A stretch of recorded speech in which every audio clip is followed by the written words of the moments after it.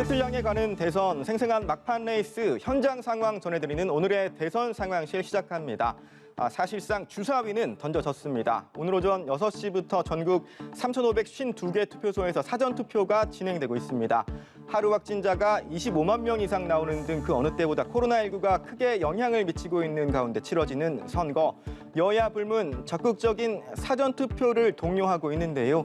벌써 500만 명에 육박하는 유권자들이 소중한 한 표를 행사했습니다.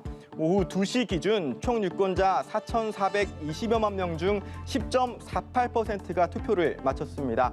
역대 첫날 오후 2시 기준 사전투표율을 웃도는 수준인데요. 지난 대선 때에는 같은 시각 7.06%였고요. 역대 최고 사전투표율을 기록했던 앞선 총선 때는 7.19%였습니다.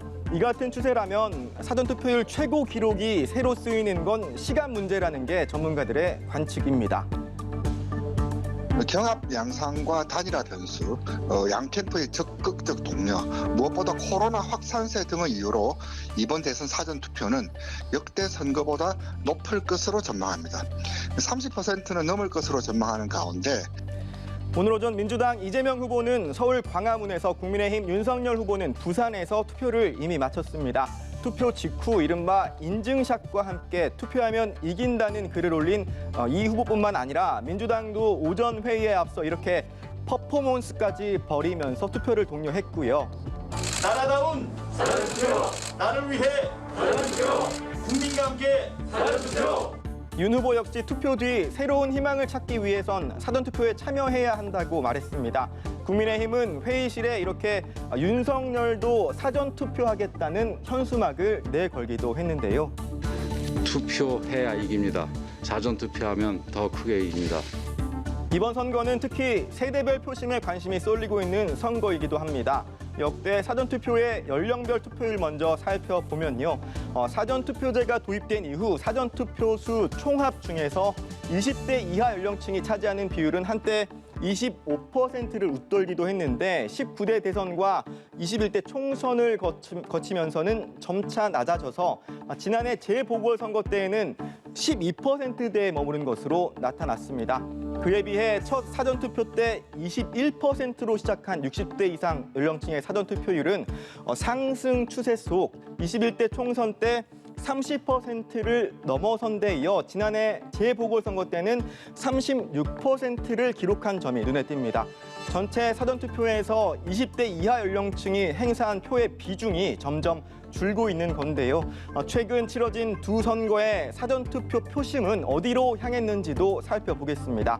사전투표율 역대 최고치를 기록했던 21대 총선 때는 지역구 기준 더불어민주당이 56.28%, 국민의힘의 전신인 미래통합당은 34.88%를 기록하며 민주당이 높았습니다. 이들 합산한 최종 결과에서도 민주당이 압승을 거뒀었고요. 4.7 재보궐선거 때는 서울 기준 전체 사전투표율 중 당시 민주당 박영선 후보가 45.6%, 국민의힘 오세훈 후보가 51%를 기록했습니다. 마찬가지로 재보선 때도 사전투표 승자가 시장 자리를 거머쥐었습니다. 과연 이번 선거에서는 사전투표 승자가 누가 될지 또 연령별 투표율은 어떤 양상을 보일 것인가 하는 부분도 눈여겨볼 대목입니다. 이어서 민심 상황판으로 이동해서요. 오늘 발표된 갤럽 여론조사 결과 살펴보도록 하겠습니다. 여론조사 공표 금지 직전 이뤄진 갤럽의 대선 전 마지막 정례 조사 결과인데요. 우선 다자 대결에선 이재명 후보 38%, 윤석열 후보 39%로 집계됐습니다. 어제 후보 사퇴를 한 국민의당 안철수 대표는 12%, 심상정 후보는 3%를 기록했습니다.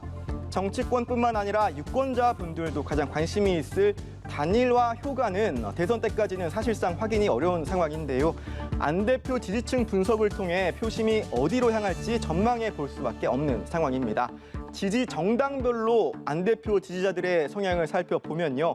국민의힘 8%, 민주당 4%로 사실상 비슷한 수준입니다.